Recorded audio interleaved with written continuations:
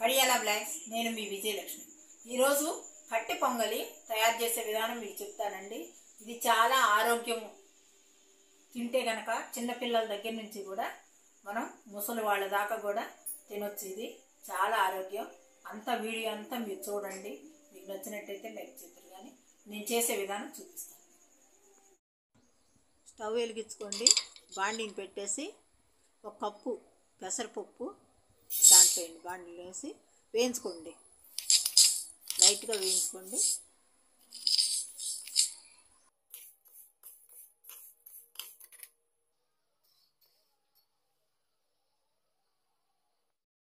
ఇలా వేయించిన తర్వాత అండి కొంచెం వాటర్ పోసేసి కొంచెం కడిగేసుకోండి। ఒక కప్పు బియ్యం తీసుకోండి, ఇవి కూడా కడిగేసి పక్కన ఉంచేసుకోండి।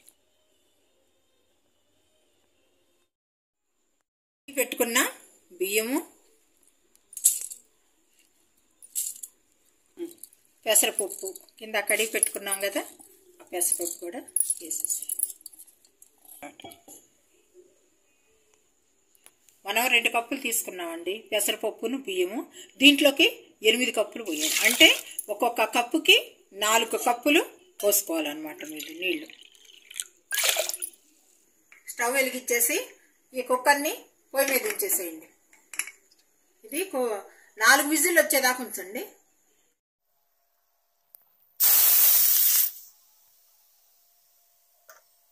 ఇదిగోండి, దీంట్లో పొయ్యి మీద నుంచి ఇలా వచ్చిందనమాట।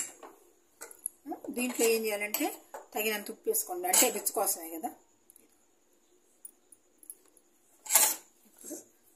రుచికి సరిపడా ఉప్పు వేసుకొని ఇలా కలిపేసేసేయండి। వెలిగించుకొని బండి పెట్టిన తర్వాత నెయ్యి వేసుకోండి, కాస్త జీడిపప్పు వేసుకోండి, మంచి టేస్ట్గా ఉంటుంది అన్నమాట। జీడిపప్పు వేయించుకోండి, జీడిపప్పు వేస్తే మంచి టేస్ట్ వస్తుంది అన్నమాట మనకి। జీడిపప్పు తర్వాత జీలకర్ర వేసుకోండి అమ్మ, కొంచెం మిరియాల పొడి కూడా వేసుకోండి, కరివేపాకు వేసుకోండి। ఇప్పుడు పచ్చిమిరపకాయలు 4 పచ్చిమిరపకాయలు వేసేసుకోండి, మిరియాల పొడి కూడా వేసాం కాబట్టి సరిపోతుంది కారం। ఇదిగో ఇలా వేయించుకున్న తర్వాత అండి ఇప్పుడు మనం రెడీ చేసి పెట్టుకున్నాం కదా అన్నం, ఈ అన్నం తీసేది ఇలా కలిగి పెట్టుకోండి।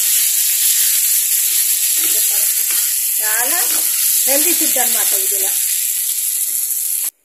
ఇదిగోండి కట్టి పొంగలి రెడీ అయిపోయింది। ఇంకా స్టవ్ ఆపేసేసుకొని మీరు సర్వ్ చేసుకొని దీంట్లోకి సాంబార్ వేసుకున్నా బాగుంటుంది, ఒట్టి తిన్నా కానీ చాలా టేస్ట్గా ఉంటుందండి। చేసుకొని మీరు ట్రై చేసి చేసుకోండి, చాలా బాగుంటుంది, హెల్తీ ఫుడ్ ఇది। టేస్టీ అయినా కట్టి పొంగలి రెడీ అయింది, పిల్లలు పెద్దలు ఎవరైనా తినొచ్చండి, మంచి ఆరోగ్యాన్ని ఇస్తుంది। ఈ వీడియో కనుక మీకు నచ్చినట్టయితే లైక్ చేయండి, షేర్ చేయండి, సబ్స్క్రైబ్ చేసుకోండి।